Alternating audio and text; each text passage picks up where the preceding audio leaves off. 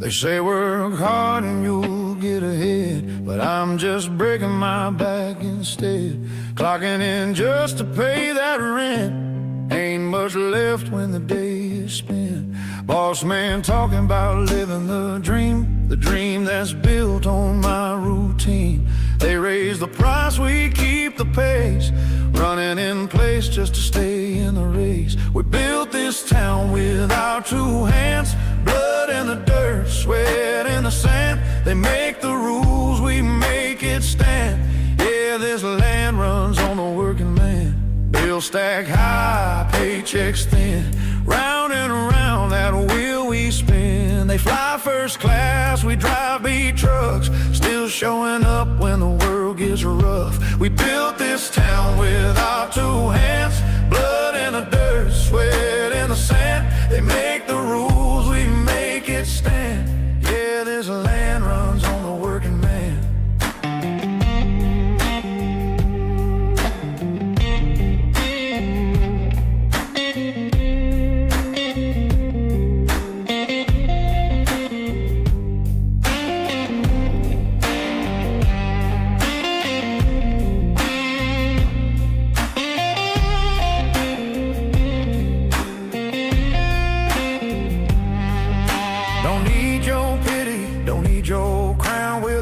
That keeps it spinning round. One more day, we'll take that stand. You can't buy soul from the working man. We built this town with our two hands, blood in the dirt, sweat in the sand. They make the rules, we make it stand. Yeah, this land runs on the working man. We built this town with our two hands, blood in the dirt, sweat in the sand. They make the rules, we make it stand. Yeah, this land runs on the working man.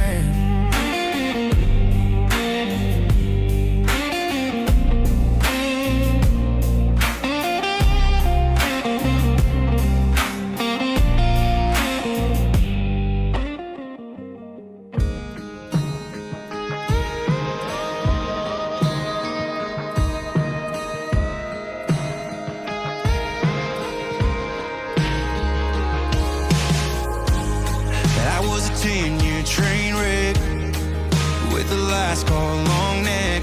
I was searching, I've been hurt real bad. Moving on, getting sidetracked. One step forward and five back. Not your fault, I was scared to fall. And I don't know why you saw something in me, baby.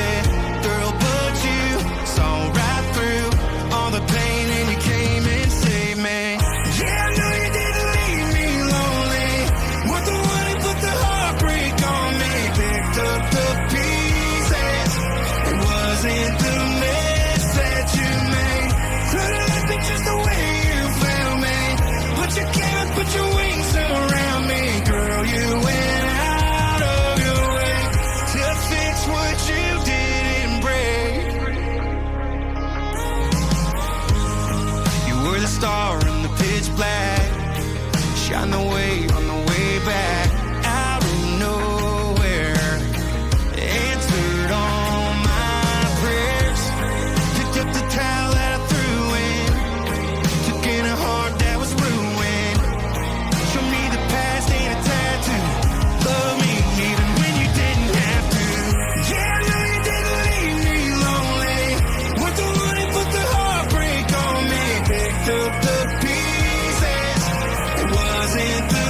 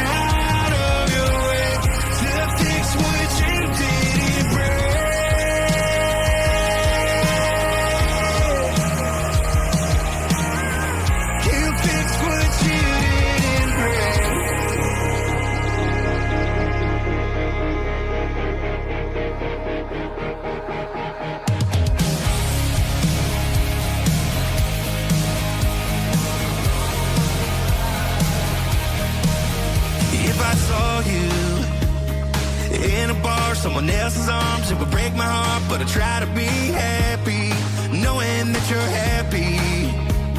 But why would I even try to hide what I feel inside? Girl, when you look at me, I think I go crazy. Nothing could save me. Thinking you hate me would break me in two.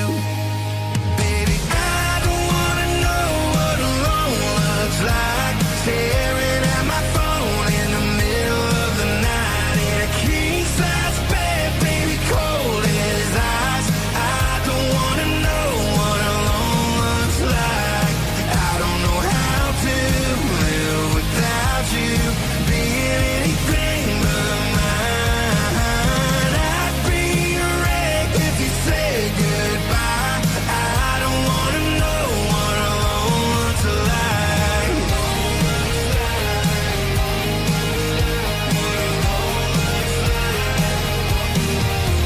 If I found out you hit a knee with a diamond ring, give you everything, and you just erase me, I think I go crazy. Nothing can save me. Thinking you hate me would break me in two. Yeah, I don't wanna know what alone looks like. Staring at my phone in the middle of the night in a king-size bed, baby, cold as ice. I don't wanna know what alone looks like. I don't know how to live without you being anything but mine. I'd be a wreck if you said goodbye. I don't wanna know what alone looks like.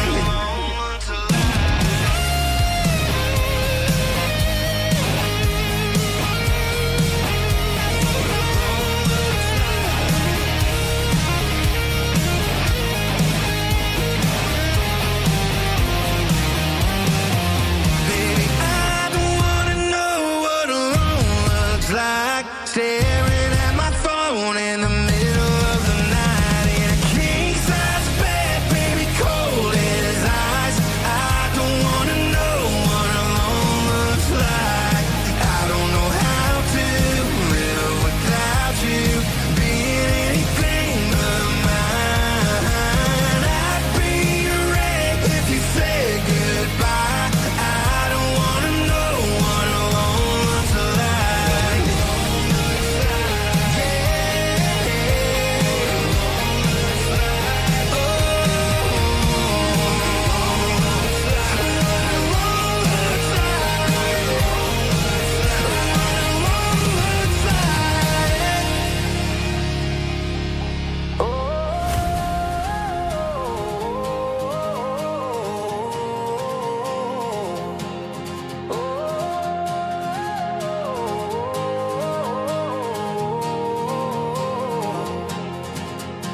Underneath the neon moon, boots on dusty ground, whiskey whispers in the air, stars are spinning around. A six-string strums, a fire burns, shadows start to dance. This ain't just a bar tonight, it's a second chance. Clap your hands, stomp your feet, feel that rhythm catch the beat. Rodeo lights, they're shining bright. We're gonna party till the morning light. Raise your hands, shout it loud. We're the wild ones in the crowd. Rodeo lights, oh, take us high. This ain't just a song, it's our battle cry.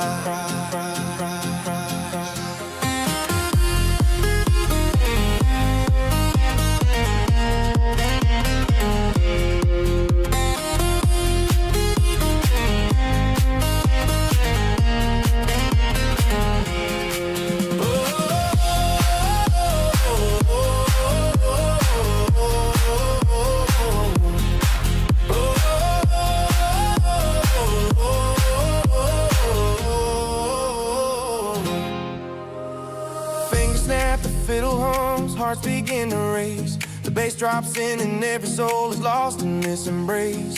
Cowboy hats and glitter glow, a fusion of two worlds. Country roots with EDM, let that flag unfurl. Clap your hands, stomp your feet, feel that rhythm, catch the beat. Rodeo lights, they're shining bright. We're gonna party till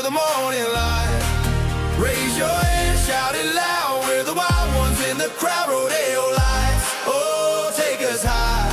This ain't just a song, it's our battle cry.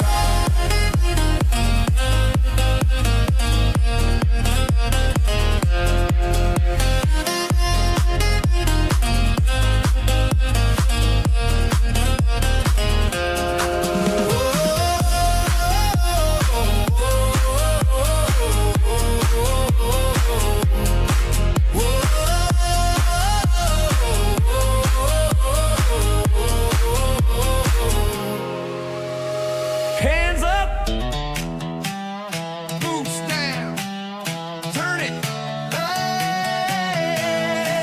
way loud. Woo. Beat hits, hard jumps, pour it, one more round. Snap back low, but my hopes stay high. Got that neon glow in your country eyes. You move slow, then you jump on time when the kick drum meets that whiskey line. Stomp once, slap twice, hey, feel that rolling dice. Are you ready for the ride tonight? Are you ready for the ride tonight? Let's go, go, go. Boots on the bass, hands in the sky. We don't come down, we only get high. Boots on the bass, floor on fire. Country energy in a festival wire. Boots on the bass, oh yeah, boots on the bass, oh yeah, boots on the bass. Turn it up, don't stop, yeah. Little dirt on my shirt, but I feel brand new. Got that long neck shine, going shot for shot with you. You say one more song, I say one more drop. When the synths come in, all the hurt just stops. Just stop, just stop. Stomp once, Clap twice, hey, spin you like the lights. are you ready for the ride tonight? Are you ready for the ride tonight? Come on. Boots on the bass, hands in the sky. We don't come down, we only get high. So high. Boots on the bass, floor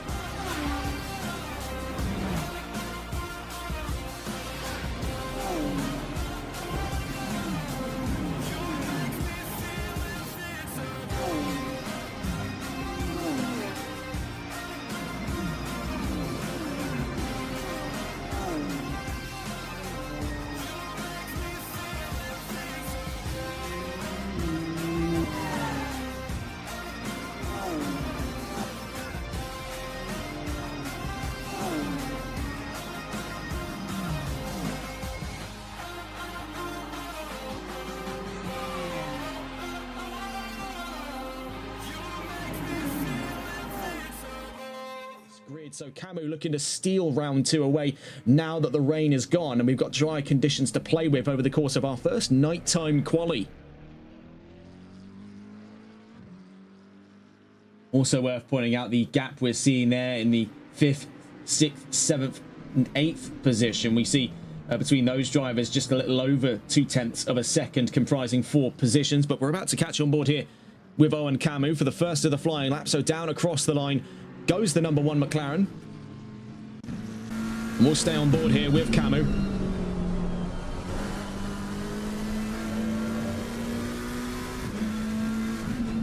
And this is what's going to present itself as a rather unique risk for the drivers coming into this race. Nighttime conditions is always the great divider for skill on these drivers, because it often preys upon their memory, because they aren't using the same kind of visual cues they'd be using in the daylight, where a lot of their sort of external stimuli for where do I start hitting the brakes, where do I start accelerating, what part of the track do I aim for, is often reinforced by the presence of sunlight. So when we come into nighttime here, this is a lot more the kind of conditions for the experienced variety. So those who know Zolder very, very well, almost like the backs of their hands, will find great advantage here in nighttime conditions, with visibility far lower than what we would see in a daytime race. You can see though, and this is a bit of a unique not strategy, trait I was about to say there, for the Circuit Zolder. It does actually find itself with quite a decent amount of lighting available, and now not every track finds itself so privileged to have some. I know Brands Hatch doesn't have much, if any, lighting by comparison. That's where we were last week for round 1 of the championship. We see here down to the line Owen Camu for the benchmark time of qualifying, then an extended qualifying session here for the endurance format. Let's see what Camu can do with it. Across the line 128.105, then from behind him the number 67 Timo Fire with Aston Martin, but so it appears was to start a flying lap. So we quickly cut across here to see with among the drivers heading to the line here, the number 108, Jaden Johnson with Bentley. We see plenty of drivers already having invalidated. Johnson was not one among them. Goes second fastest there. Across the line comes the 777. Liam Morrissey momentarily in the scope of third place. Sean McNally says no thank you and goes up to second with AMG. Coming across the line next, we'll see onto the timing charts, was there the introduction of Alan O'Brien and Milan Picorni, Wesley Ambrose as well, and Bartek Kovalik. So now we see a broadly different top 5, but still leading that fray is Owen Camu with McLaren, currently tucks up behind Ben Dexter's BMW down through turn 7. Having a bit of trouble there. We see Daniel O'Brien, the second of the O'Briens here after the 66 put times on the charts first, goes momentarily third fastest. Both of them now shoved off of the second and third step of the podium, as now we see the introduction of Aston Martin's Howard Dunn. Now this is quite an exceptional feat, because of course we said to keep a close eye out for Dunn over the course of round 1. That was because we knew wet conditions were super favourable to the Aston Martin. I was not expecting such a spring of the step here in a dry conditions for Aston. We've known that this manufacturer has struggled in the past in circulation to keep with some of the others here at Zolder. We know on first account myself that this car can be a bit of a handful at Zolder. Howard Dunn, though, making light work of it so far, up and ahead of McNally and O'Brien, but now tucked in behind Nick Alexander, who goes 775 thousandths off the fastest, still held on to hand over fist here by Owen Camu. Across the line a moment ago, Rudolph's Laniacs for 4th place, up and ahead of McNally, forcing O'Brien out of the top 5. Then Laniacs himself now looks upon relegation spot to the top 5 with Donnie Linton's introduction to the top 5, now 4th. Number 777 and number 29 coming to the line. In the case of the 777, Liam Morrissey stays towards the back of the field for the timing charts there, now 14th after the most recent string of events for him. The number 35 and the number 66 crossed the line a moment ago. We saw for Alan O'Brien now ahead of Daniel O'Brien. So the battle of the O'Briens here for the control of the 4th row of the grid. As for the 35, Bartek Kovalik now towards the back of the top 10, but still up and ahead of Wesley Ambrose. As I say that, the introduction there of Lee Evans pushes Kovalik down to 11th place and out of the top 10. We see some of the closest gaps start to emerge here. 100th of a second we're seeing in between McNally and O'Brien, that being Alan O'Brien. Nearest to the line, number 1. So Owen Camu could still be looking at an improvement into the 127s. Currently 128.105 to beat. Of course, with nighttime conditions comes a cooler track across the line. couldn't find anything over his personal best.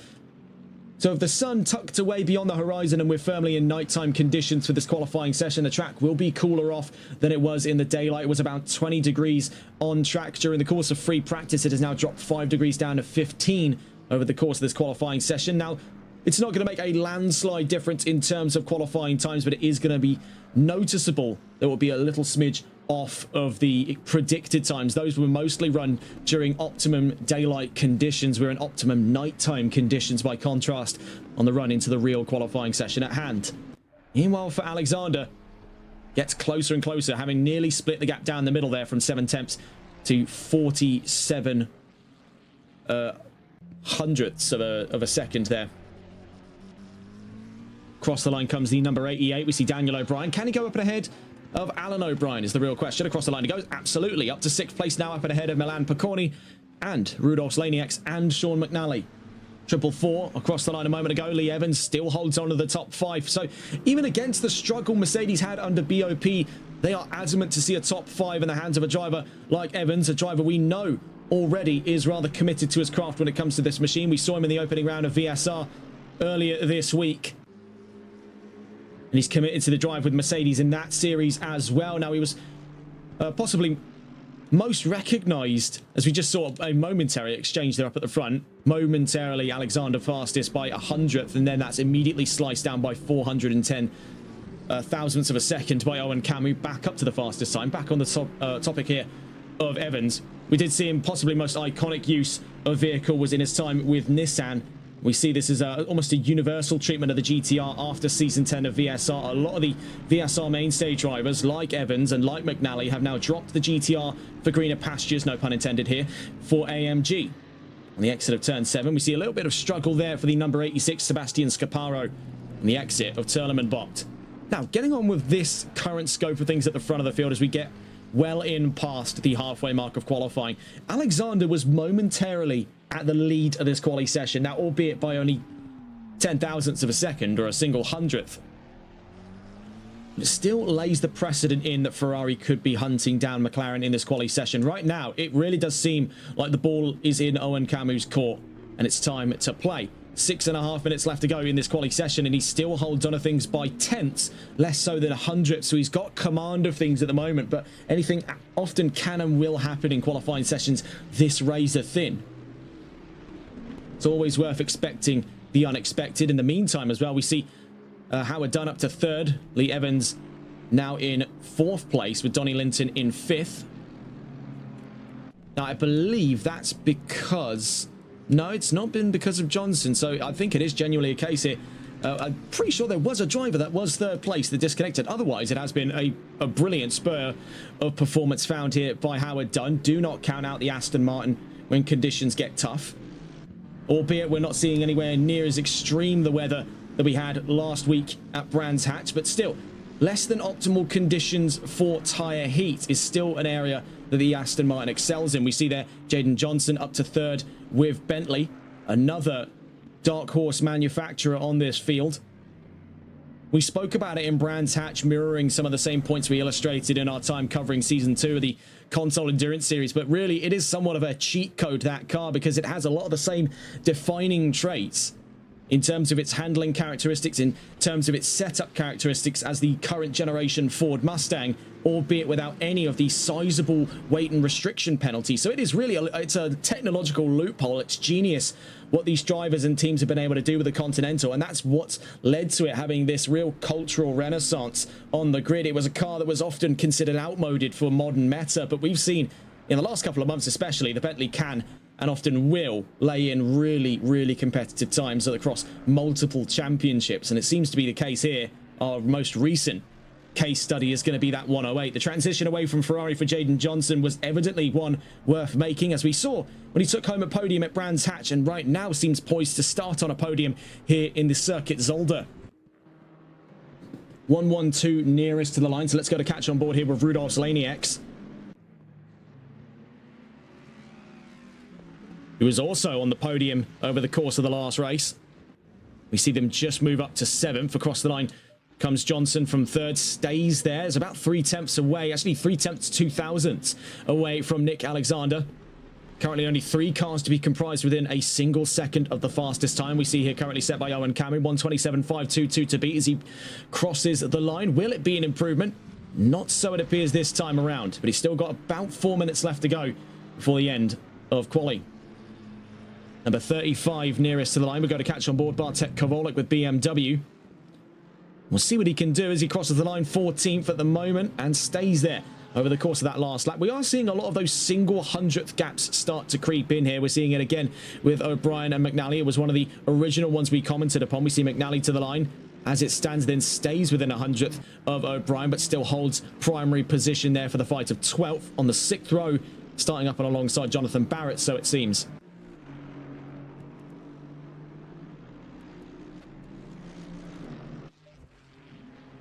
Alexander on for possibly 2 more laps of qualifying, as his penultimate run of things seems to come to a little bit of a shaky, or I suppose not penultimate, whatever the word is for penultimate, I suppose is the best term for it. On his 3rd to last lap was a bit of a rocky start.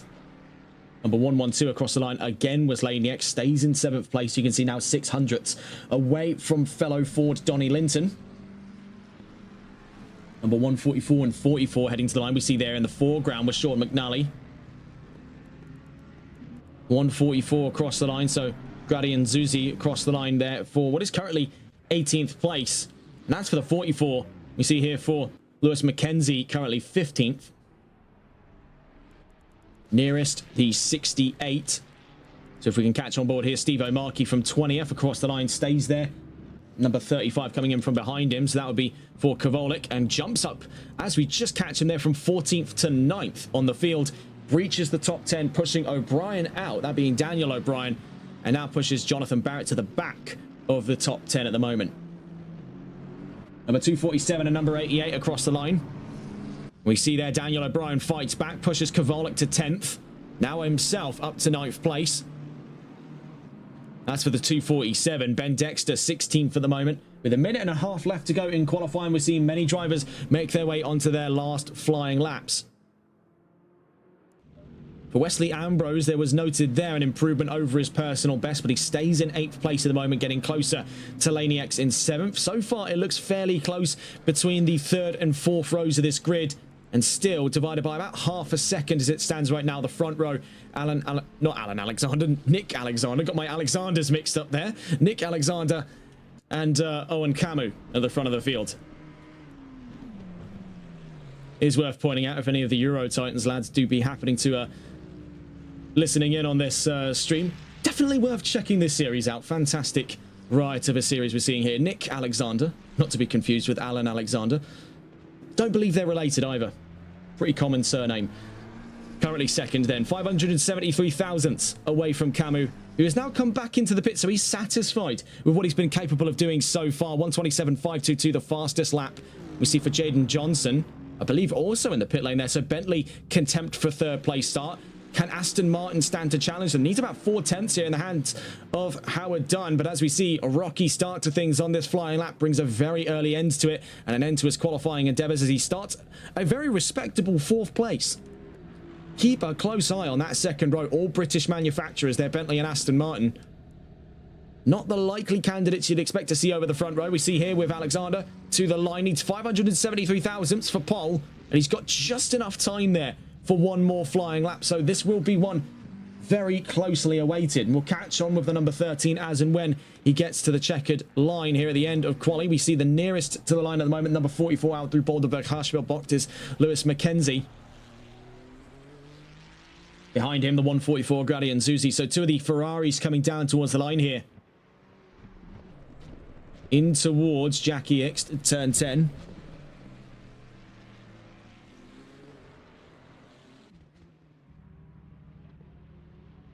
Down across the line then goes McKenzie, stays 15th. As for Nzuzi across the line from 19th, goes up to 16th there. So the 2 Ferraris start on the 8th row. Nearest to the line, number 68. So we're going to go and catch on board here now with, if we can find them, Steve O'Markey with Mercedes AMG. In the 2Cs Motorsport, number 68. Down to the line he goes on the exit of turn 10. From 20th, stays there at the end of this session. Number 86 coming into the pit, so that's the end of the road for Sebastian Scaparo, unable to put a time on the chart. So nearest to the line on our current observations is Donnie Linton. Can he breach the top 5? Only needs there 105 thousandths over Lee Evans. Across the line he goes. Can he make 5th? He's so close there, but off by 27 thousandths. Close but no cigar there. Linton starts on the 3rd row, up and alongside that of Lee Evans. We see there at the end of that session, the number 13 called it quits as well. So for Nick Alexander, he'll start 2nd place. It's Owen Camus on pole position then for round 2 of season 4, the MSC ACC GT3 Series here at the first endurance classification race of the season. 60 minutes of racing and a single mandatory pit stop set to follow. Now, the reason it's called an endurance race, for those of you who might be a bit confused to hear us say the word endurance and then only see an hour-long race, the majority of these races this season are only 30 minutes long. So this is, by that technicality, an endurance race. But nonetheless, Owen Camus on pole. Taking a look back into the itinerary then, we'll be talking in a moment's time about recent developments to have come out about Subaru in future projects, potentially pertaining to a return to the World Rally Championship, and we'll discuss whether or not its claims are efficable, whether or not they're valid at this point. A lot of rumours swirling about developments over at Subaru Technica International. Then we get on to a 60-minute race at around 20 minutes past 8 Greenwich Mean Time. That's a rough estimate, so don't take that 100%, with 1 mandatory pit stop for both fuel and tyres. So then, getting into that discussion proper. Now, there have been some very interesting news to have come out in the last 2 weeks pertaining to Subaru. On March 10th, Subaru filed a patent with the Japan Patent Office showing what appears to be, as we bring up the pictures on screen here, what looks to be a brand new successor to the WRX STI, mimicking a lot of the same features of the elder 2008 model, which was a very controversial generation because it was the first of the hatchback variety. The model is strikingly similar to STI Performance B model that was shown at the recent Tokyo Mobility Show, and this could very well indicate that Subaru is gearing up for full-scale production of the unit under the iconic STI label. In terms of ramifications for rally, this may not be so black and white on Subaru's verdict to possibly return to the WRC in the upcoming 2027 regulation wave. While it's very likely that this could serve as a future platform for Subaru's American division, having used the Impreza extensively in the American Rally Association Championships, a move to the WRC for Subaru is not yet financially feasible as a factory effort. Subaru withdrew their world rallying efforts due to the 2008 and 2009 financial crisis and didn't return to the regulations as they tilted away from the 2-litre platform to a smaller 1.6-litre unit. The issue at the time being that Subaru struggled to find the means to produce a high-performance 1.6-litre turbo unit for their current lineup without noticeable trade-offs in quality and performance. It didn't stop them from later doing it much further down the line for the XV and the Levorg, which is a 1.6-litre DET engine, if I'm not mistaken, or DIT engine, direct injection turbo. They also use this in the trailing end for the 6th generation Impreza. Another thing to consider on Subaru's possible re-entry to the World Rally Championship is business. Toyota owns 20% of Subaru, with both brands having collaborated on engine technology in the last decade for a variety of models. A mainline WRC entry would present a significant thorn in the side for Toyota, having represented Japan alone in both Rally 1 and Rally 2 with the GR Yaris in recent years. Subaru committing to either part as part of the new manufacturer regs would stifle Toyota's ability to tackle Czech giants, Skoda, I'm reading the script here and I was like, I really couldn't get that part out, and Korean giants Hyundai, something they're likely very strongly against. Perhaps then, this possible model we're seeing here could very well serve as a much-needed sales boost to Subaru's current lineup to justify a factory effort to the WRC in the future. Much like what we saw with the GR Yaris, we know that the homologation wave that was present at the start of Rally 1's initial regulation sweep in 2022 is coming back for 2027. So Subaru, if they really wanted to, would need to start building now. And that appears to be, with this patent filed only, looking here, 10 days ago, to be a very likely claim forward. Well, bringing about the end of our discussions on Subaru, let's get into the discussions of Season 4, Round 2's grid. It's Owen Camu on pole position, up alongside Nick Alexander in second place, with Jaden Johnson in third. And then we see behind him Howard Dunn in fourth place, Lee Evans in fifth, with Donnie Linton in sixth, Rudolph Lanieks in seventh, and Wesley Ambrose eighth place. Daniel O'Brien in ninth, and Bartek Kowalik rounds out the top 10. Then from behind we have Picorni, Barrett, McNally, O'Brien, that being Alan O'Brien, McKenzie, Nzuzi, Dexter, Fire, Stewart, Morrissey, Markey, Morgan, Scaparo, and Pereira, having joined very late into the session. We find ourselves in daylight conditions, but with an accelerated time frame. We will find ourselves quickly seeing the sun set over the course of the upcoming 60 minutes of racing to follow here in Zolder, with the sun having set beyond the horizon by the time we see the checkered flag. But for whom could we be seeing first among the fray to the checkered flag? It looks very, very likely to be one of 5 likely candidates. I would say add a push 6 there, considering all 3 of those top 3 rows. Camu, Alexander, Johnson, Dunn, Evans, and Linton, very likely candidates there. And we see quite the cornucopia of manufacturers. 6 positions there at the front of the field, 6 different manufacturers: McLaren, Ferrari, Bentley, Aston Martin, Mercedes, and Ford. As we get in towards the 30-second warning, we'll be catching on board then with Owen Camu, who will lead things away to the inside at turn 1, with Alexander riding up alongside him there. Johnson and Dunn on the row right behind them is going to make for a very interesting second row to follow there. Aston Martin and Bentley on the second row.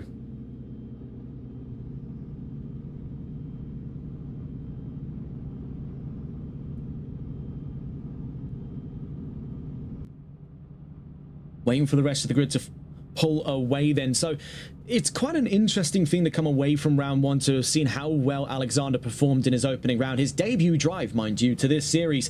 And we were possibly looking on the expectation of yet another series of Ferrari-led domination, leading away from what was the very shortly lived Season 3 that went on to be won by John O'Driscoll in the number 420 Ferrari 296. We see that Alexander seems to be the likely next candidate up to inherit the Ferrari throne, but we see very capable challenge here from McLaren. Now, albeit this was stifled in that opening round, it was a troublesome open to the season here for Owen Camu, who took the last race win of Season 3, I should remind you as well, in Monza, in the trailing end of that very short championship compared to the 6 rounds we have to hand today.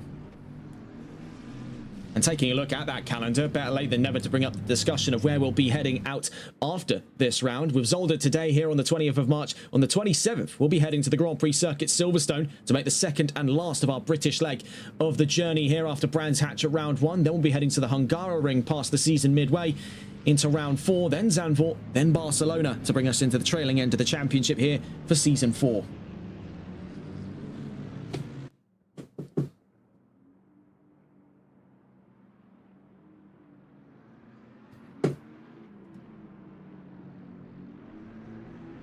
For those of you curious about any future broadcasts coming up into this weekend on the run through to the 21st and 22nd of March, well, we've got 3 races coming up over the course of Saturday and Sunday. 2 races on Saturday, 1 on Sunday. Coming up tomorrow at around 1 o'clock Greenwich Mean Time will be our coverage of a special one-off Ginetta Cup race at Silverstone with the folks over at the High Caliber Community League. Then heading in to the trailing end of Saturday, we're on for the season finale, the 6 hours of Indianapolis, coming up in Season 2 of the Console Endurance Series by NLRL. Then, speaking of NLRL, heading into Sunday, of course, sees round 6 of the NLRL Sunday League creep around as we head into the second half of the season proper after what has been a very controversial fortnight of racing over on that series. Today, though, we're here for round 2 of Season 4 of MSC's ACC GT3 Series.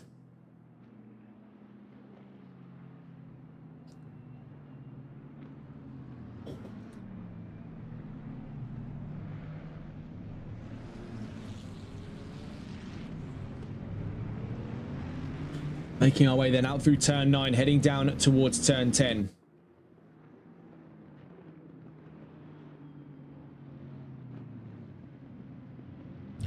One hour of racing set to follow then here in Zolder. We see the grid form up. 24 cars in all, so 12 either side of it. None from the pit lane this time around as we make our way round turn 10. Number 13 versus number 1. Ferrari and McLaren over the front row. Aston Martin and Bentley in the row behind. Making our way then down towards the line. 60 minutes of racing set to follow the first endurance race of the season. And we see those starting from the pit lane now is the 68 of Steve O'Markey, so that makes 23 cars on the field, one from the pit lane as we get towards the line. We're green and racing here in Zolder. A great start from the front row. We can see a brilliant getaway for the number 13 to stay up and alongside the number 1 on our run down through into turn 1. Number 13's got the run on him here, so it looks to be the case where Nick Alexander and Owen Camus could get side by side on the run down through Sternvacht. Behind them, a great start as well by Jaden Johnson. As we see there, a little bit of contact between the Ferrari and the McLaren. Camus muscled out of the race lead as he drops down to second. We've now parked right up behind him there. The Bentley of Jaden Johnson almost eclipsing the sides of that McLaren as we exit out through Lucien Bianchi box. Meanwhile, we see with Camus looking his way up the inside at the Clyde chicane. This could get a little bit hairy here as forced to jump over the second half. Goes Nick Alexander, currently now in the lead of the race. We see in the background, though, was trouble for Wesley Ambrose. And as we see heading down through the Clyde chicane, a little bit of further trouble there for Pete Morgan and Liam Morrissey. Checking in then.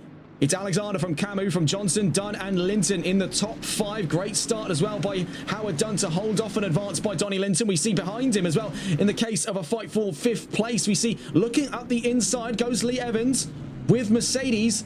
Couldn't find anything of it at Boulderberg Harshbell Bock, but can he find it on the exit as we run in towards turn 9? It's a very likely chance here. He's got the run out through turn 9. We see him now up and ahead of Donnie Linton. Clash of the Titans here, Mercedes and Ford, with Linton looking up the inside. It's a real squeeze and it's a bit of contact there, and that becomes quite a quick issue as it arises there for Donnie Linton on the exit of turn 10. Taking a look, this is just one incident into another.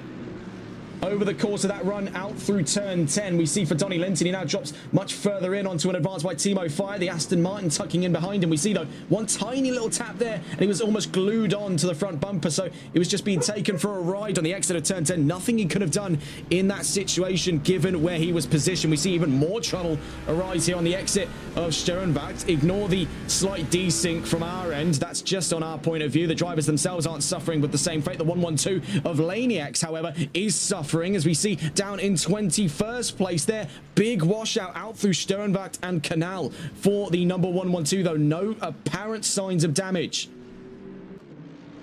Looking back up towards the front of that field, we do just quickly see, oh, it's contact in the background there. Ben Dexter turned around by Grady and Zuzi in the 144. Get a look at this on the replays as we bring the replays right back out.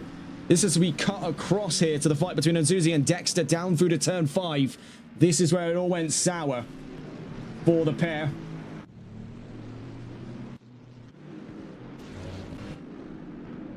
We do catch back on board here to see that there is an ongoing fight for the lead between 3 drivers. We see looking his way up the inside for a moment down through to Jackie Xbox was the 108 of Jaden Johnson. Having retaken the mantle of the lead, though, Owen Camus in the number 1, 129.980 on his last lap just gone. Already putting some distance up over Nick Alexander and Jaden Johnson, trying to open the gaps up as early as possible.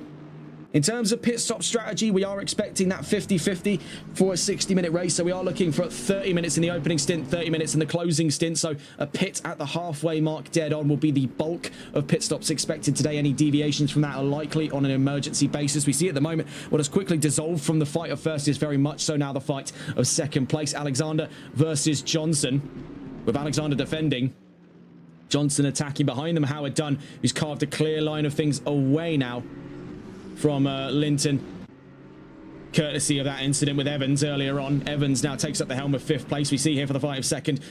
We see for Jaden Johnson, he's very enthusiastic to look away at the inside. I don't think he realizes just how large the Bentley is, or perhaps he does, and he's using this as almost a little bit of psychological warfare on his opponents, knowing that if he's crazy enough to put a car that large up the inside, I might have to move over. I think that's what he's banking on for these drivers. We see, though, trouble for him out through Boulderberg, Harshville, Bocht, and Howard Dunn immediately takes up the helm of 3rd place. It's got to catch on board with these two as we quickly just take a peek in here. We saw was momentary fighting there for Timo Fire. Let's go and take a look on board with the Bentley of Johnson. This is in the fight for 3rd place, so the Battle of Britain, so it would seem. Aston Martin versus Bentley, V8 against V8. Who comes out on top in the fight for 3rd place? Howard Dunn goes very early on the brakes. Jaden Johnson very enthusiastic on the brakes down through turn 1, so that battle ended as quickly as it started there for 3rd place. Johnson returns to the podium. The Aston Martin is just going to cling on for him there in the number 23. Out through turn 3 we go. Taking a look in further down the field, we catch on with another Bentley here, who's actually looking rather close to a top 5 himself. This is Wesley Ambrose in the number 332. As it stands there, he's only 2.6 seconds away from Lee Evans. Behind him, we have a fight for 7th there. Donnie Linton versus Bartek Kovalik. We see trouble for Ruben Pereira as the yellow flags come out past turn 10. Getting a look in then with Kovalik v Linton. So we see Linton's got the run around the outside. We see there the Mustang emerging. As we make our way in through to turn 6, there was a little occurrence of contact. That was between Kovalik and McNally, as McNally tried to sneak his way up through the same line of Linton. And there was a little bit of argy-bargy there as we made the crest into turn 6. But Kovalik, he's not going to be happy. He's lost 2 positions over the course of 2 sectors. It's not looking good. We see, looking on with... there was actually momentarily what looked to be a fight down through Boulderberg Harshbelt. Oh, it's not a fight. It's definitely not a fight. Taking a look in there, Daniel O'Brien is a wrong way around on the exit of Boulderberg Harshbelt.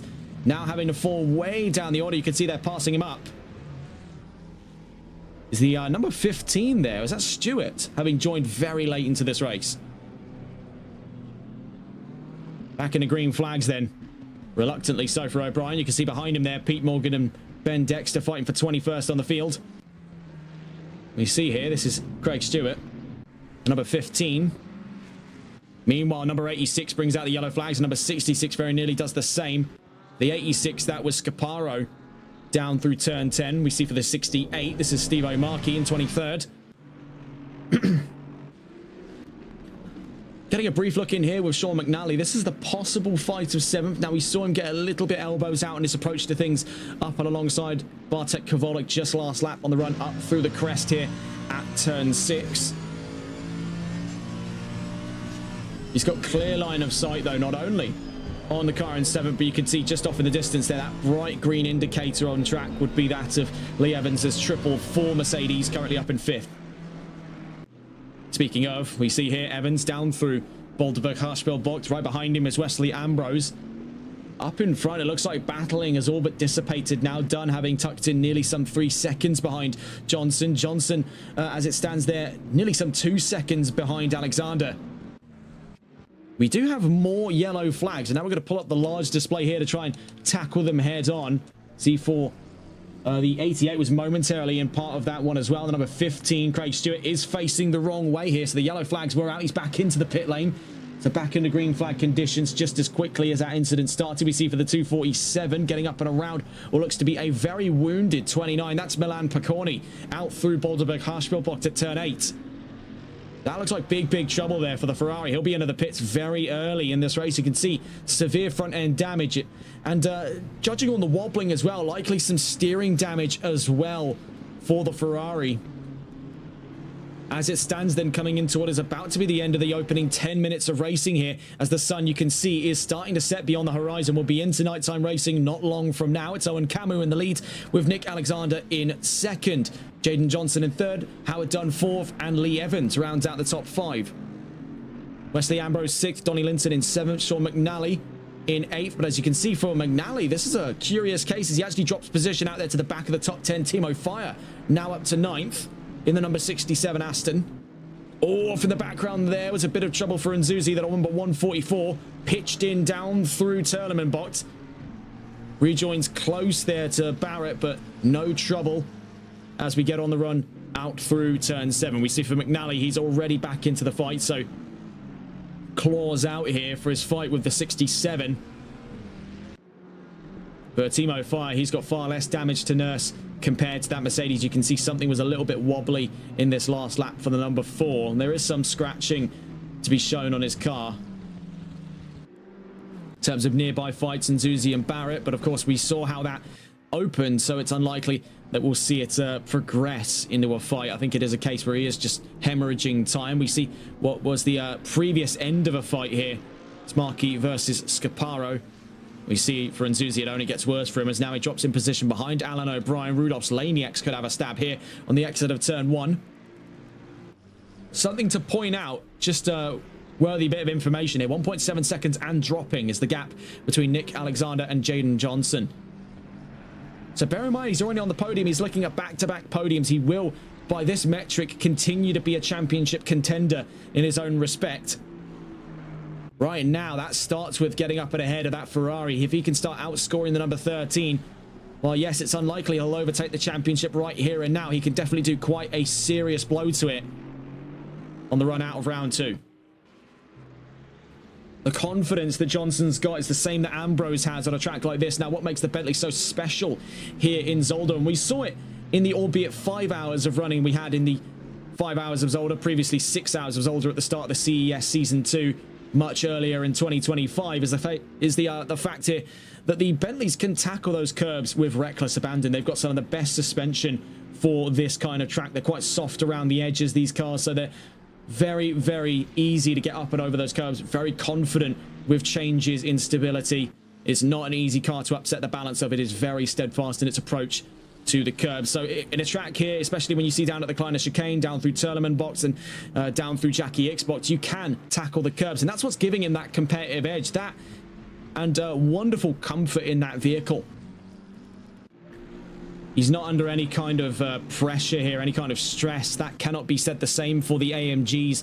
We've noted as well in the last couple of months, AMG's been on the rise, but it has definitely been with great difficulty. We've had a few different angles of it. We've had from the folks here that we see as season regulars out of VSR, such as McNally and Evans. We've got word out of moves by Euro Titans when we saw Alan Alexander move over to Mercedes in the Sunday League. We've got Ian Skeen with Mercedes having moved away from Aston Martin. And we also have the folks over at AXRL, which gave us a fantastic insight on the AMG and how it sort of reacts to certain setup characteristics, how trying to set this car up is totally counterintuitive to any other car of its type. It's what makes the AMG such a unique car, but given that one can master its various quirks, this car can be a super competitive offering in spite of its elder years. Of course, 2020 was the last technical update for the AMG GT3, at least on this game, and that leaves it when put up against cars like the BMW M4, the Ford Mustang, the McLaren 720S, and the Ferrari 296 is upwards of about 3 to 4 years off the technical gap now.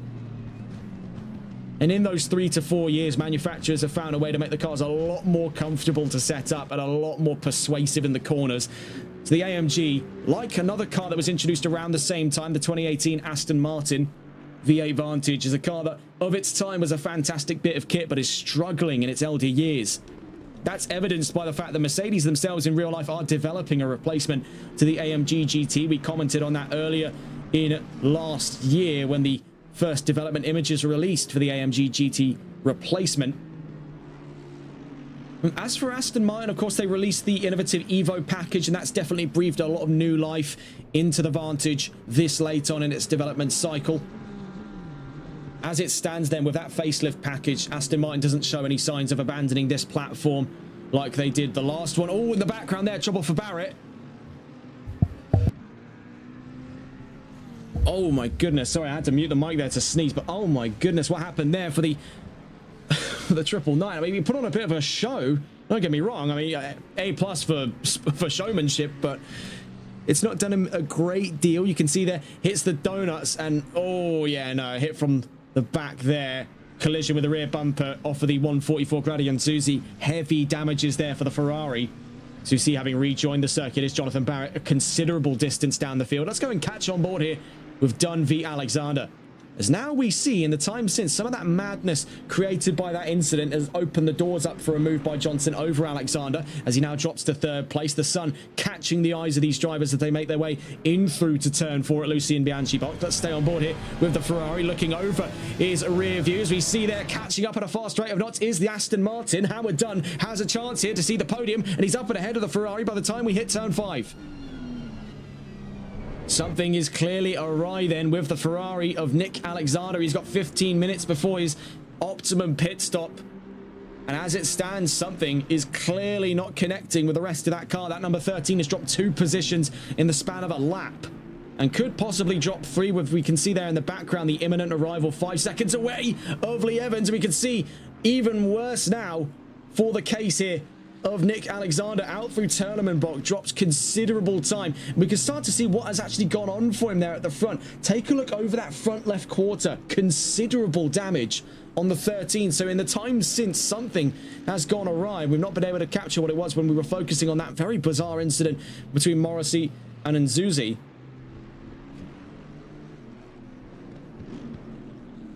For the number 13, he is having to sort of bite his tongue here and hope that the next 14 minutes can give him enough to stay in that top 5.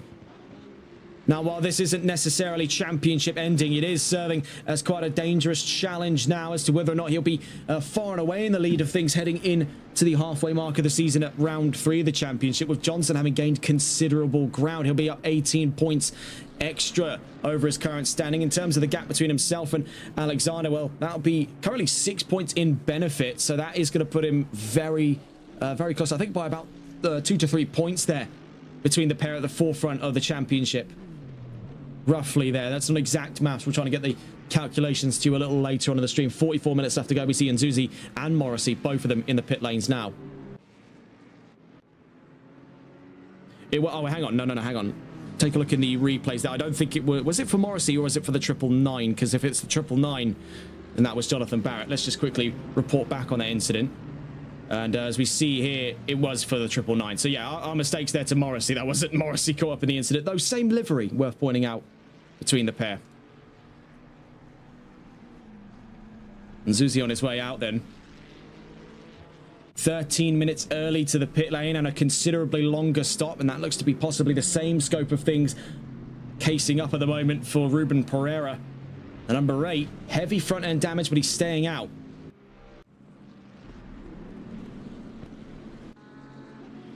Definitely worth getting a look in here with the Mercedes of Lee Evans, because he is sizing up a move to 4th place. Seeing that last lap, a considerable drop in performance for the number 13 Ferrari, and that gap has started to tilt even further down. It was around 2 to 3 seconds after that incident down at Turleman, but it's now 1.6 seconds, as you can see there, the sun just setting beyond the horizon.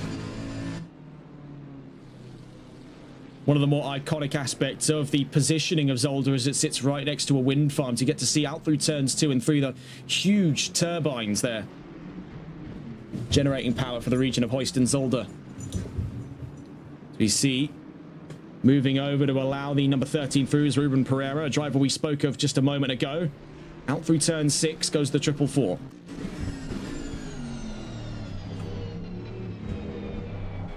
We'll leave you on board with Lee Evans here in what looks to be the prospective fight of 4th place. We'll be back to you in just a moment.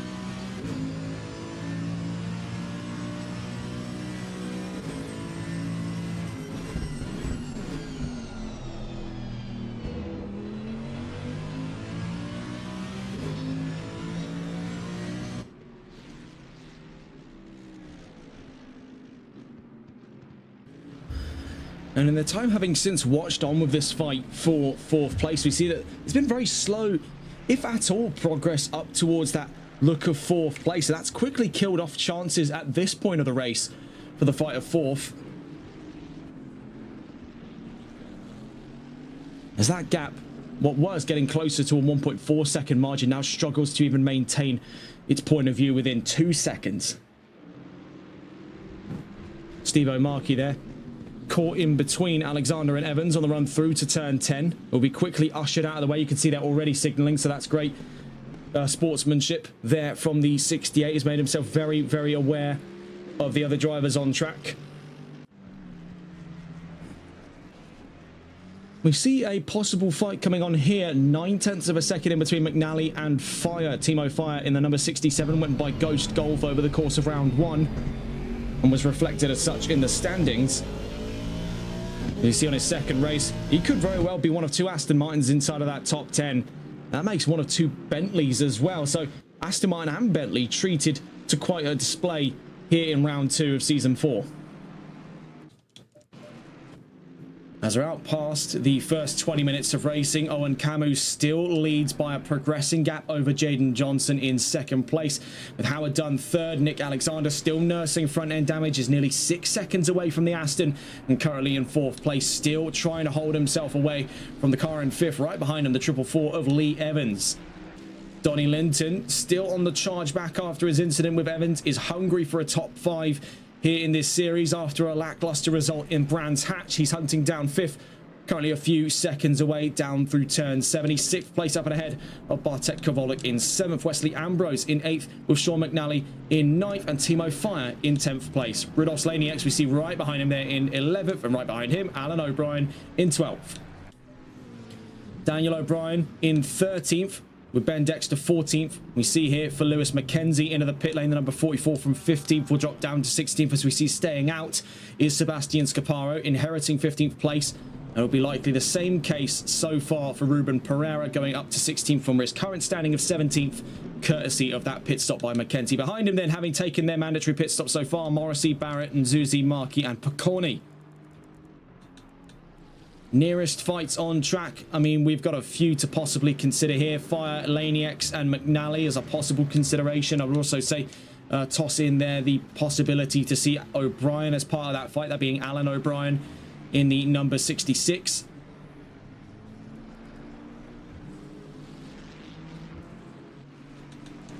I'd say the primary of that fight, though, is going to be between Laniacs and Fire. V8 against V8. Ford and Aston Martin clashing heads for control of 10th place. 37 minutes, just under 38 left to go here in round 2, season 4 of the MSC ACC GT3 Series.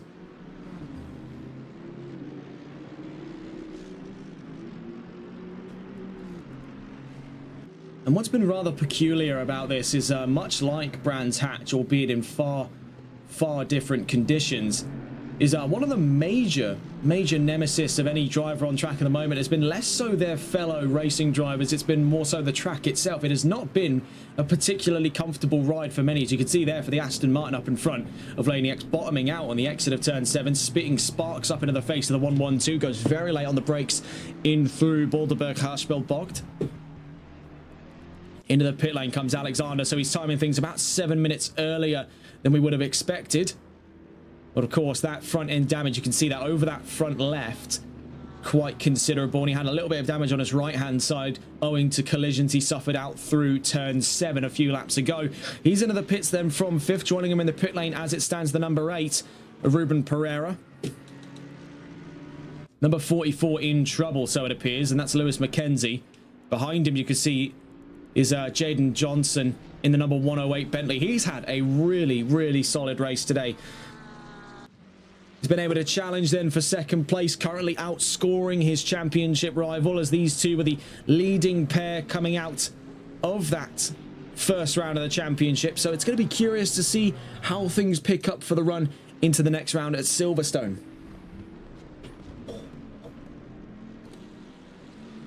It's also going to be a pretty solid day, all things considered, for Rudolf Laniacs. Now, that's on the grounds he can get strategically the upper hand over Alexander as the one closest to him on the exit of round 1. He finished 2nd, with Johnson finishing 3rd. So for Johnson, he is eyeing up his best result of the season so far.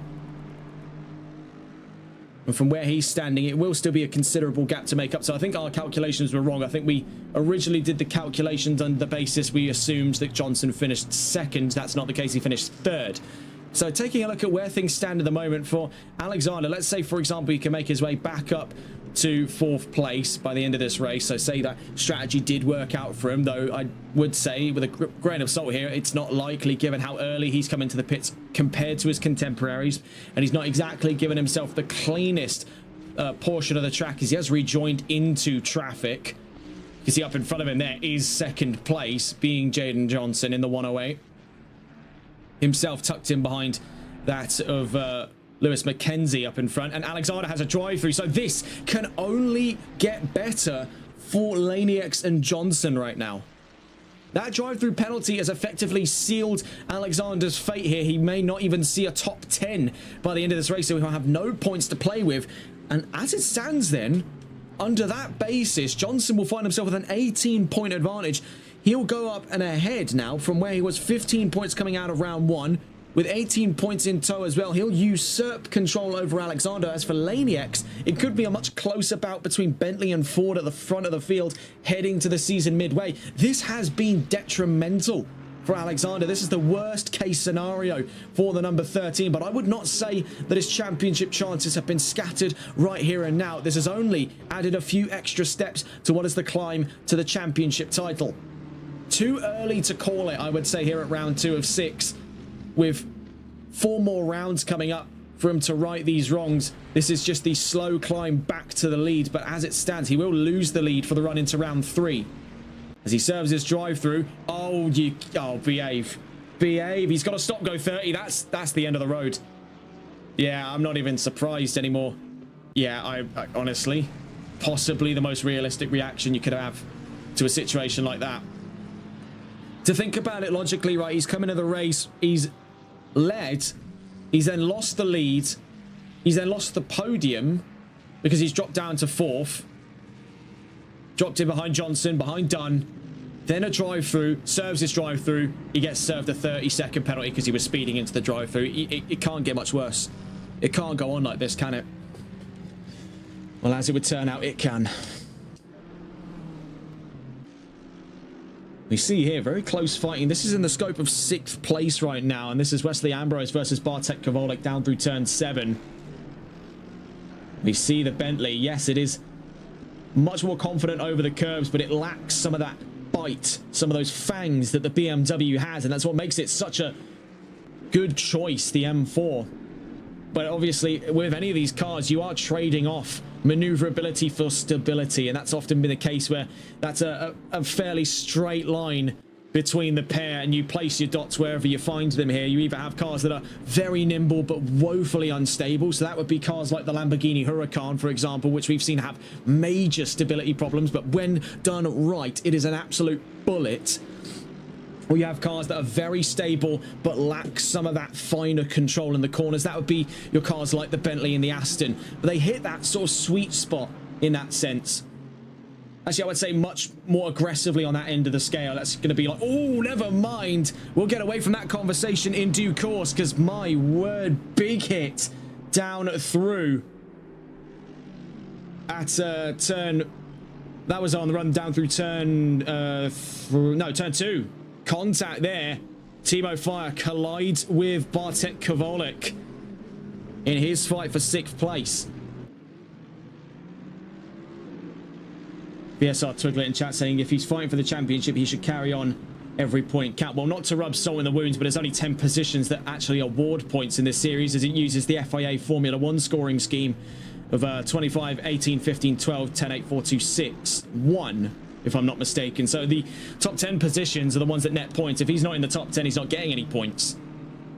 So I think given his situation where he'd already dropped down to around 14th place because he had done that drive-through penalty, and he'd also pitted earlier because he had damage to play with, then to be served a stop-go 30 is effectively the game saying, well, look, you're finishing in 20th and you're getting no points in this round. So I don't blame him for that reaction. I think that's totally justifiable given his position. That is his race done, effectively. He may as well be served the black flag at that point, given the scoring structure. Now, if this was 20 positions award points, which we've seen in other championships, I would say, yeah, I totally agree. But yeah, it's 10 positions. This is what makes it so razor thin. And I think with a much larger grid than what we had last season, it makes things very, very tense. So that recent incident we saw there for Kovalik, yes, he's only dropped in behind Ambrose. You can see now with Timo Fire caught in the middle from 14th, he's not going to be pleased to see that Aston Martin anywhere near him after that incident out through turn 2. As we exit turn 3 into turn 4 now,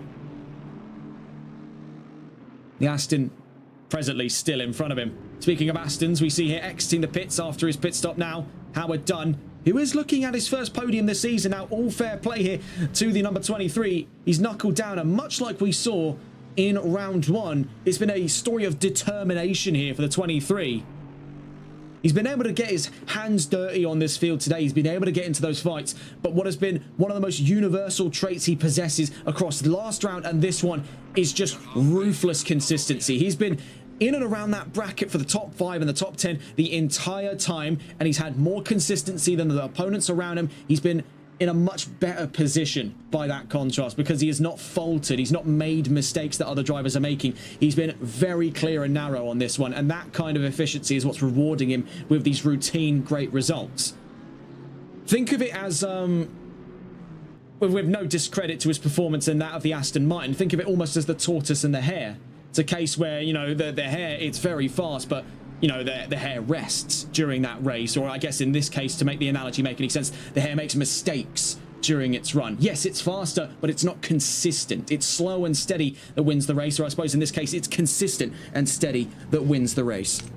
With that, we'll go and catch on board with some drivers from the pit lane as we see things are about to change inside of that top 10.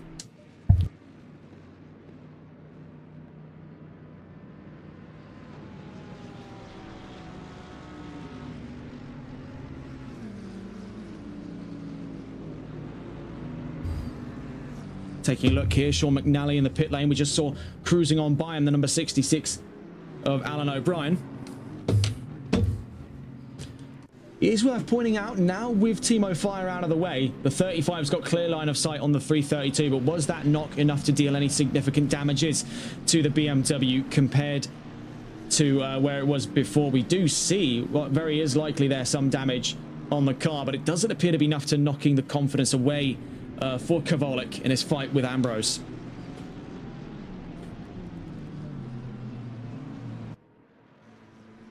You see here that Laniacs now getting up and around Scaparo down into turn 10. Coming into the pit lane, we also see there is Donnie Linton.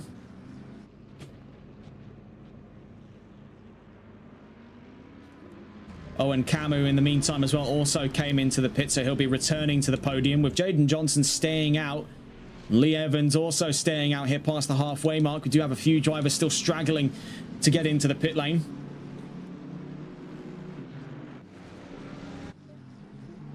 Keep a close eye on that number 23 because he has been on a very steady climb of things. And that pit stop, I don't think is going to deal too significant a deal of damage to him here. Coming into the pits, I believe there was not the 444, but it was an AMG. Which AMG precisely marks the question? Well, I'm not entirely sure. Wasn't...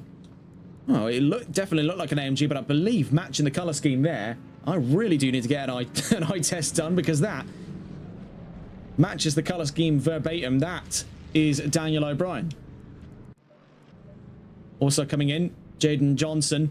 He's been on a real hot streak in the opening rounds, I should say, of this season. Brands Hatch gave him 3rd place, and right now he's on projections to meet 2nd by the end of this race in 26 minutes time. It has been a very, very solid start, and with the current standing of things, with the retirement there out of this round by Alexander, this could be to the championship lead as we meet round 3 next week. We did have a momentary yellow flag out, and oh yes, we can see why that's for. It's for McNally. He's got front end damage. I'm not sure yet who his incident was with. We see in the pit lane still is O'Brien. Oh, I did not need to open the settings up to see that. We see Johnson across the line. So with Camu back up into the 2nd place spot here, Evans stays out. This is all that matters right now, though, to Johnson is just emerging for 2nd place. He knows what he's got at the moment is more than enough. Given the fact that Owen Camu only has 8 points, he's got 10 points over that. He can take the hit to finish in 2nd place because that is still going to keep him towards the front of that field, if not in the lead of the championship, by the way things stand at the moment. For Camu as well, there's also worth the discussion there. He holds the fastest lap. And if I'm not mistaken, actually, no, there is no fastest lap point for this championship. Now, I am quite surprised by that. Obviously, we were adhering 1-to-1 there for the Formula 1 structure of points distribution. I was really going to expect that extra point for the fastest lap, but oh well. I suppose in this case it is just raw positions that give us the helm of the championship. Not that that's going to particularly matter to Johnson, because as it stands, he's not the one with the fastest lap. That would be Owen Camu. You see up in front there, I think that is for the 112. Still trying to get up and around Scaparo, so Laniax had some trouble in the time since. We can see he's also got a bit of front end damage. Kovalik and Evans in the pit lane now. So for Owen Camu, he's going to move back into the lead. Looking at his second career win in the last 2 seasons then, with his first having come up out of the last round of Season 3. A very short-lived drought then in this case for Camu.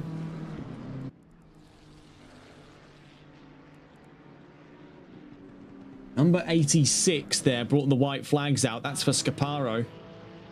But nothing to report as of yet there.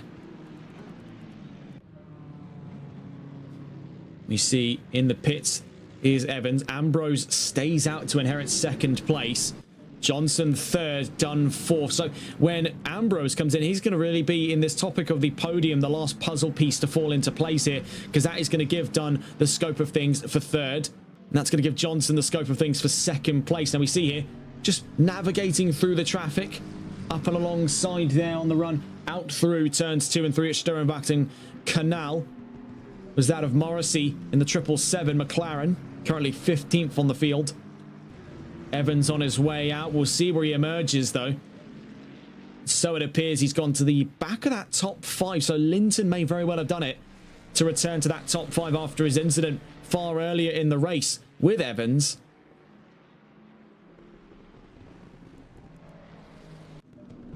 We see for Ambrose, he is adamant to stay out as it stands right now. A very bizarre sight, a Bentley 2 and 3. Currently, from the first 2 rows, all British manufacturers, McLaren, Bentley and Aston Martin. And as it stands, it's going to be an all-British podium by looks of... Oh my goodness, there, huge hit for Ambrose. That was Steve O'Markey he just collided with there on the exit of turn 1, even into turn 2. Oh my goodness, gotta look at that. That scared the daylights out of me. I can only imagine what it's done for him there. Bang, on the exit. And it's an unfortunate spot. You can see what Markey was trying to do. He was trying to hold short so he could keep the outside line clear. He was trying to sort of hold himself away from the racing line. But the problem is he's accidentally on the racing line. You can see him with the hazards on. And that's just a huge bump there for him. Well, so far, it still keeps Ambrose up and ahead of Johnson. But, of course, we know when he comes into the pit lane, that will quickly change. For Howard Dunn, he's been able to navigate the crowds nice and easy. I mean, it is really the case. The best way to describe how the 23 performs on track is easy does it. He is not a stressed driver. We don't see really any kind of stress out of Dunn. It's totally zen behind the wheel of that Aston Martin. I've never seen the likes out of any other driver so composed.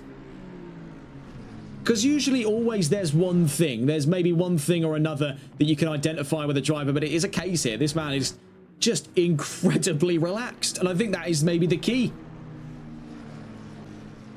You know, I think maybe this serves as some meaningful advice to any budding drivers out there. Maybe consider taking up some of the old meditation. Could very well be a feasible strat. I mean, to be relaxed behind the wheel, fewer mistakes, of course, and you're not pushing the car. And as you can see, there's proof in the pudding, because Dunn's about to be up to third place once again with Ambrose in the pits.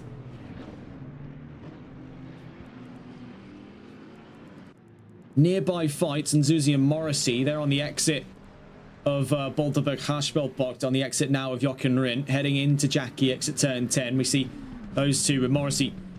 Heavy front end damage. 144, much less. So for Dunn, he's back up to third place. Johnson second, Camu first. It's an all-British podium for the manufacturers.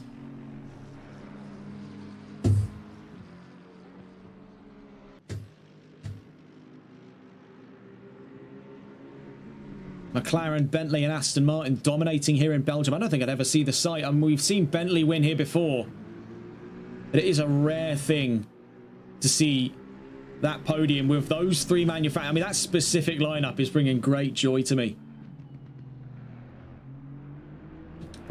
We see it has been a real call to arms here for that number 10 over the course of this race. After that incident that he had with Evans, he was not going to be taking this one sitting down. And for Donnie Linton, he's back up to 4th place. He's really soldiered on in the midst of things. He's actually seen a net improvement to position from where he started. He started on that 3rd row, and as it stands there now marks the 2nd row of this grid. It was a long journey to find himself in that, some 40 minutes and a single pit stop in so far. Still 20 minutes left to go here in round 2, but he has done quite a solid mission so far to find himself back up to 4th. He's 8.1 seconds up the road from Evans as it stands, as we see it with Ben Dexter having come into the pits. A very late pit stop as he now just drops off the jacks. We see behind him there is Ruben Pereira. The one driver still yet to have come in, Sebastian Scaparo in the number 86 Porsche. Close fight to consider. Sean McNally versus Rudolf Zlaniak. This is on the run in towards turn 7.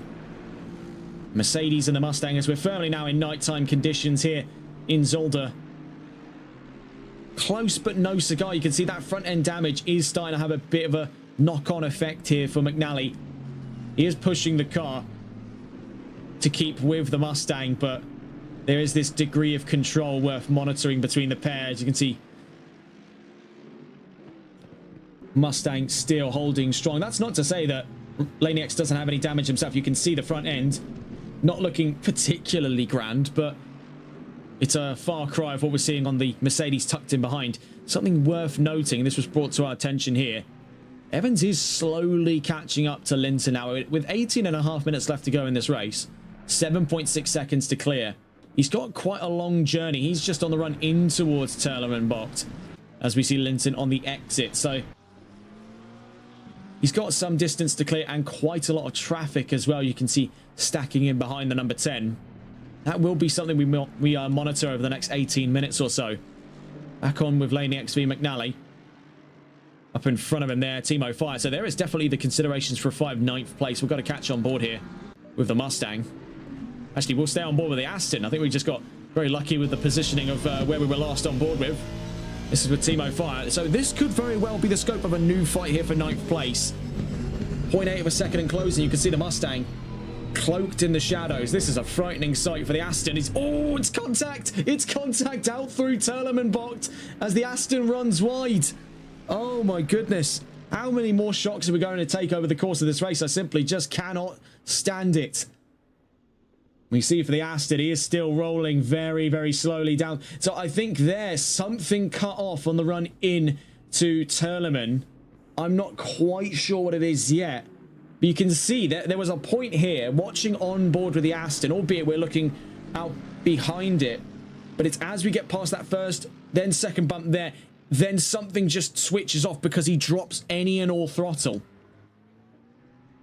That battle of 9th is very much over. We can see stopped at the side of the track. Yellow flags out at the moment then for Timo Fire. The 67 in serious trouble. So it appears that Aston could be out of this race.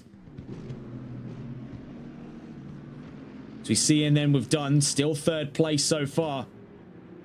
A very bizarre set of events unfolding here as we approach the final quarter hour of racing at round 2.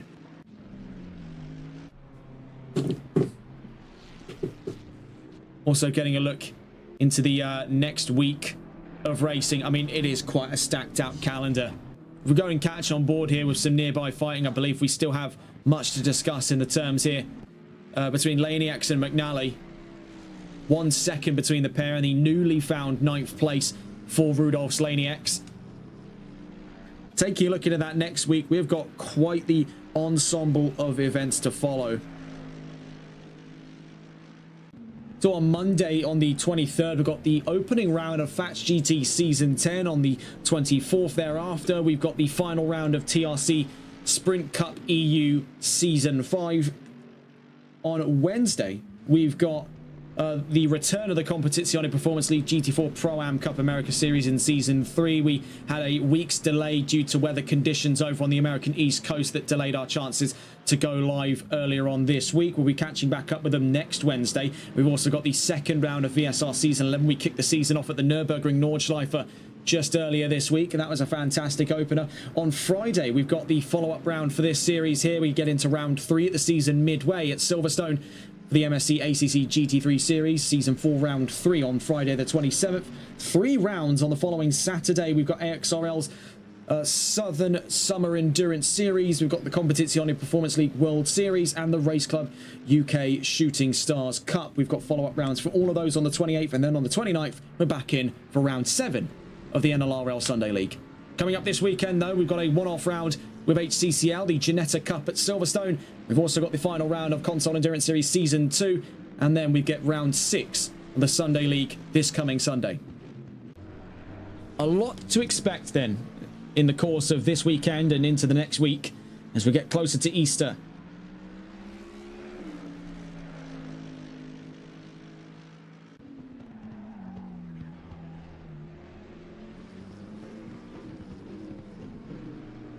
So taking a look as we drop into the last quarter hour of racing, Owen Camu leads ahead of Jaden Johnson, Howard Dunn in third, with Donnie Linton fourth, and Lee Evans rounds out the top 5. Bartek Kovalik in 6th place, ahead of Wesley Ambrose 7th, Alan O'Brien in 8th, with Rudolph Laniak's 9th. We see there trouble for Sean McNally as he is forced to cut out through turn 10. Currently 10th on the field, was very close to his chances to fight for 9th, but that has now since been squandered. Daniel O'Brien in 11th place, with Jonathan Barrett in 12th, Grady and Zuzi in 13th place, with that of Lewis McKenzie in 14th, ahead of Liam Morrissey in 15th. Ben Dexter right behind him there, 16th place. This could be in for a fight of 15th between the McLaren and the BMW as they head into Turlem and Bocht.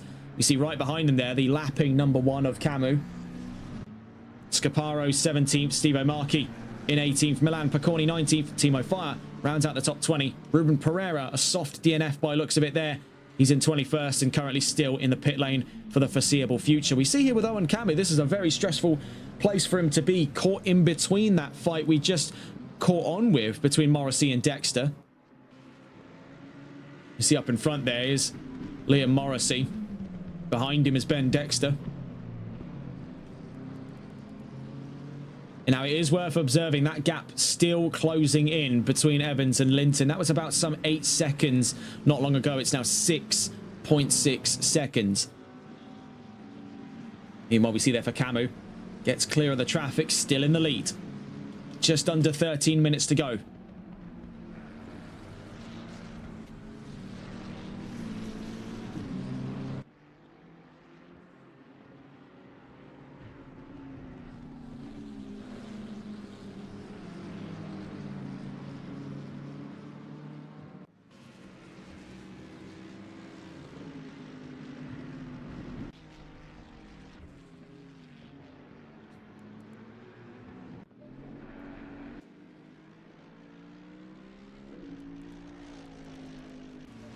Getting a look back in here with Morrissey v Dexter.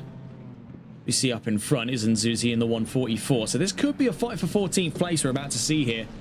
We'll not hold our breath to it, as it's still been very close between the McLaren and the BMW.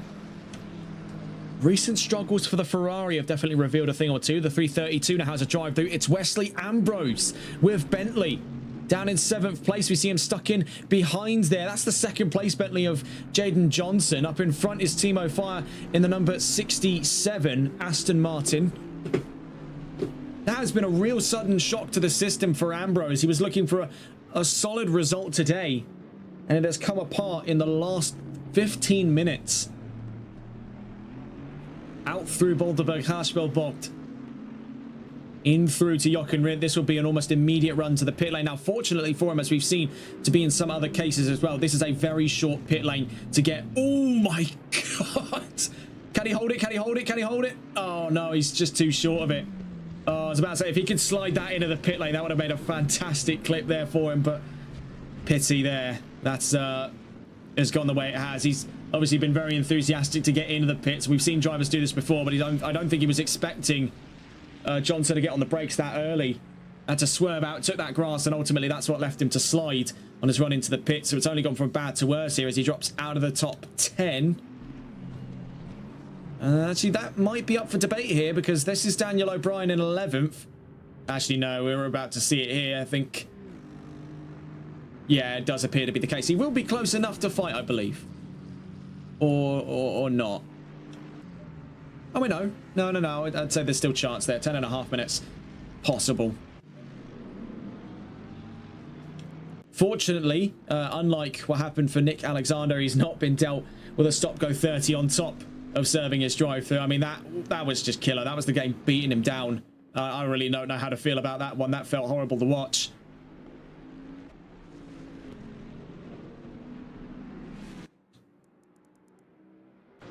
What's been curious as well is we've noted that Scaparo has done a pit lane, but he's done a pit stop even, so he's been into the pit lane, but he's not cleared the mandate. Well, the mandate was for fuel, to refuel on the car, so the tires were a totally optional accessory, but the fuel is what dictated the mandate, so you had to put fuel on the car. It didn't matter how much, but you needed to refuel. Oh, in the background there, trouble for Steve O'Markey into the wall, pivots out past turn 5, the number 68 into the wall, as we see here down through the Kleiner chicane. We see this has caught a few drivers out already over the course of this race. We see there, just tucks over that second curb, kicks the back end light, the front end hooks in, the back end tries to follow, the car just rotates in. That's trouble for Steve O'Markey as he rejoins the field. Back on with Camus. And we'll be catching back in now here with Linton and Evans, because that gap is starting to quickly draw down to 5.6 seconds. The Mercedes has been on quite the mission so far. It's also worth pointing out the potential for a three-way split here. We do see 3 cars very close to one another. That being Alan O'Brien in the number 66 McLaren, just up in front here of Rudolf Slanieks. The 112 Ford Mustang right along with him, and then right behind those two as well, Sean McNally with Mercedes AMG.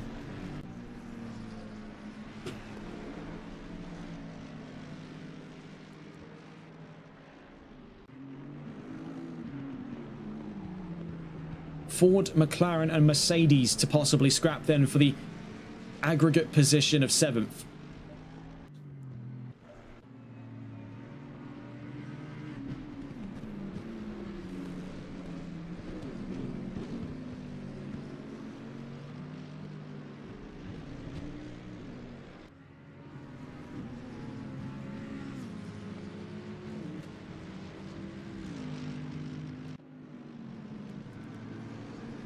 Eight minutes left to go then for these drivers. We'll go and catch back on board with some of the other drivers around the field. We see here, actually we might very well stay on board with Lanieks, because we can see now that gap is far closer than the data previously gave us in some last observations, and that only gets better here for him. Out through Lucien Bianchi box as Alan O'Brien takes a considerable chunk of gravel with him, and that drops the gap way down. So we are now looking at the fight of 7th place between these two on the exit of the Kleiner chicane. We'll stay on board then with Rudolf Slanieks in the 112 Mustang.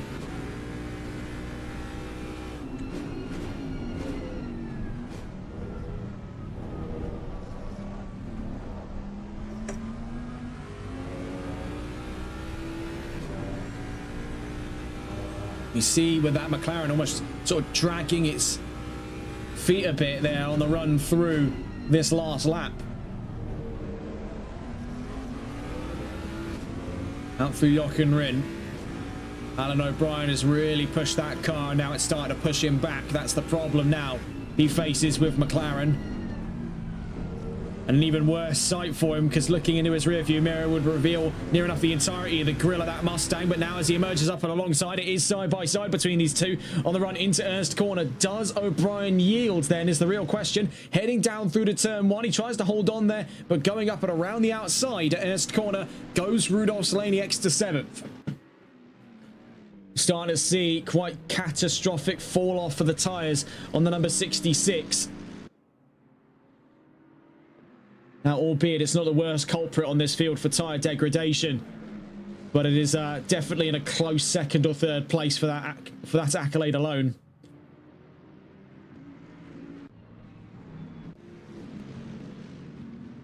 The gap between Linton and Evans, that has now dropped beneath 5 seconds, and with 5 minutes left to go, there is still great chances. Looking in this last lap with performance having very recently shifted back in favour of Linton, up 3/10 over Evans in the last lap just gone. There is still that chance, and it is becoming more and more likely with every lap passing. But with 5.5 minutes left, taking a look with the number 1 car having just started lap 36, coming in and around a 129 each lap. Let's say 1.5 minutes there. With 5.5 minutes left to go. We are looking just a little under 4 more laps there, roughly, before the end of this race. May very well be spot on 4 laps if he's able to really hammer down. We've seen his fastest lap to be a 128.3 dead over the course of this race. Looking back in, Linton v Evans, one heavy consideration over the course of the second half of round 2. You can see off in the background there was the emerging 444, still hunting down Linton. These two having fought previously in this race alone for position on track, ultimately resulting in the collision down here at turn 10 that saw Linton turned around in the early stages of today's race. He has fought things back valiantly to 4th and is looking at a very solid points haul compared to how things ended for him in the last race at Brands Hatch.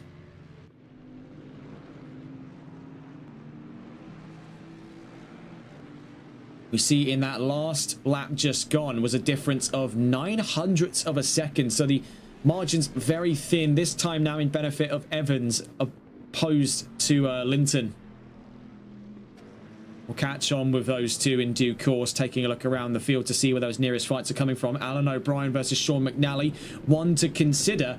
Bear in mind, O'Brien having recently lost position down at turn 1 a few laps ago to Rudolph's Laney X. We see here with McNally catching up at a fast rate of knots. So we are looking at a defensive fight from O'Brien's point of view for 8th place. The Mercedes, bear in mind, with front aero damage, is challenging for position, so it's not over yet for McNally. We see he's got him on the straightaways here. That's a real performance gamble, that engine. 6.3 litre over the twin-turbo 4 litre unit for the McLaren. We see a bit of oversteer on exit of turn 1. That got very, very ugly for just a moment there. That could have ended in disaster for McNally. He's done very well to save the car on the exit of turn 1. Making our way through turn 3 now into turn 4. We see with that front end damage,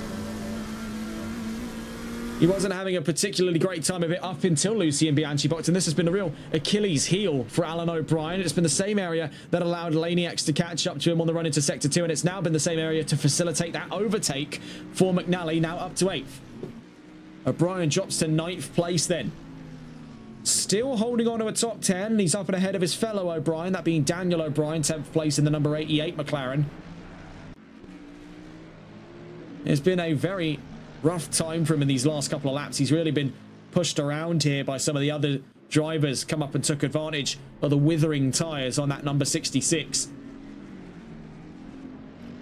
2 minutes left to go. So as per the leading car for Owen Camu, we are looking here at the penultimate lap of racing. We will be coming up onto the last lap just coming up next.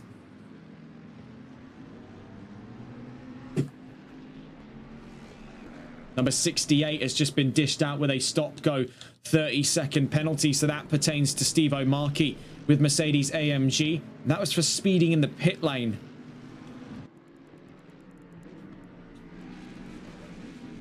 We see there getting up and around him was that recent fight for McNally v O'Brien. So those two get up and around him. The exit of turns 2 and 3. Oh, hang on a moment there. Heading in towards the wall, but is stopped by the gravel on the exit of Canal is Steve O'Markey. Very lucky to have not ended up in the wall again. We see catching up to him is Howard Dunn, looking at his first podium of the season after what has been a very, very solid run of things with Aston Martin. Alright, man, the leader is on the final lap. Give it a final push. Owen Camu is only 1 lap away from ending his race drought. Only a single round he's had to wait since his next possible race win, having won last time out in the season finale at season 3 in Italy. As for Jaden Johnson, he's looking at his best result this season, 2nd place, and that will put him, by looks of things, by our calculations, in the lead of the championship, albeit what was previously by a thin margin is anything but now, with a retirement in this race of championship leader after round 1, Nick Alexander. As for Howard Dunn, he's seeing his first podium in MSC, so it appears, since his entry last round. A lot more to follow then for Donnie Linton. He still holds distance over Lee Evans. You can see the distance between the pair expressed there as you just see the lights for the 444 appearing as the number 10 rounded through Boulderberg Harshbell box. But we'll be going to catch on board here with Owen Camu. Looking to get on board then with the number 1, making his way down towards the line. As we catch on with him just on the exit of turn 9, he makes his way in towards turn 10. He's waited, albeit a short manner of time, since his last win in Italy at the trailing end of Season 3, but back on form. After a troubled start to the season, it's redemption at round 2. Very early on then, the checkered flag flies. Owen Camu wins in Zolder. A very solid result indeed for him. He's fought hard for that one. Great pace throughout. Redemption out of Brands Hatch. The dry conditions much more favourable of the McLaren 720S. Taking a look at the rest of the field then. Jaden Johnson not far from the line as he makes his way down towards turn 10. The fireworks already out to greet the number 1, and now it will too greet the 108. Making his way to line, Johnson on his best result in the season will overtake the championship lead away from Alexander. The Bentley will lead heading to round 3. A fantastic second place result. And for Howard Dunn, we're about to see him to the line in a moment's time as he makes his way to turn 8. His first podium coming up just around the corner. A brilliant result then for Aston Martin. 3rd place in today's race. As for Dunn, he was 4th in the championship. He's going to be on the podium heading in to round 3 in Silverstone at the home of that Aston Martin. Making his way to the line for the manufacturers. It's a British top 3 there. McLaren, Bentley and Aston Martin on the podium. Then we see to the line not far from now. Great resolve and a revenge drive here for Donnie Linton. He finishes up and ahead of Lee Evans to make the 4th and 5th place spots of that top 5. What a turnaround here. And that's net positive for him. He started 3rd row, finishes 2nd. Evans to the line, 5th place. We see the rest of the result then. Bartek Kavolik in 6th, Rudolf Slanieks in 7th, Sean McNally in 8th, Alan O'Brien in 9th, and Daniel O'Brien in 10th. Wesley Ambrose 11th, Jonathan Barrett in 12th. We see Lewis McKenzie 13th, Ben Dexter 14th, Grady Nzuzi in 15th, Liam Morrissey in 16th place, Sebastian Scaparo in 17th, Milan Picconi in 18th, and Steve O'Markey in 19th place. So it appears then DNFs for Timo Fire, Ruben Pereira, Nick Alexander, Pete Morgan, and Craig Stewart. Well, what an end to this round. And the first endurance of the season goes to Owen Camu, back on form after Italy. Jaden Johnson reveling in that 2nd place finish. This has been a real turn of great luck for him. That Bentley, very clearly the right choice coming forward away from his time with Ferrari. Was 3rd in the last race, 2nd here in Zolder. I think we're very likely to see a Johnson win by the end of this season. Mark my words on that one. Same story for this one here. Howard Dunn, a brilliant drive in the 23 Aston. Marks 3rd place there. Brilliant result for him. He'll be 3rd in the championship heading to Silverstone. Only some 60 miles from the factories where that car was built over in Warwickshire. What a race it has been today then. Brilliant, brilliant stuff. Very well done then to Owen Camu, your race winner for round 2 of the championship. Very well done for the podium as well for Johnson and Dunn. Very well done for the rest of the drivers to see their way to the checkered flag today. Every point counts at the end of the day. We'll see how all of this stacks up when we go back to this series next Friday at round 3 when we head to the Grand Prix Circuit Silverstone on the county lines between Northamptonshire and Buckinghamshire at the home of the British Grand Prix. That's all from us here on TRTN. Our next broadcast then comes up tomorrow at 1 PM Greenwich Mean Time for our British viewers there. That will be going to Silverstone to see the Ginetta Cup race with HCCL. Do look forward to that one. That's going to be a 60-minute race coming up there with plenty of drivers that we've seen over the course of HCCL and a few other championships and plenty of new names to join us for the first time. Look forward to that one. That's all from us for now. Until then, have a wonderful rest of your evening. Take care. Good night.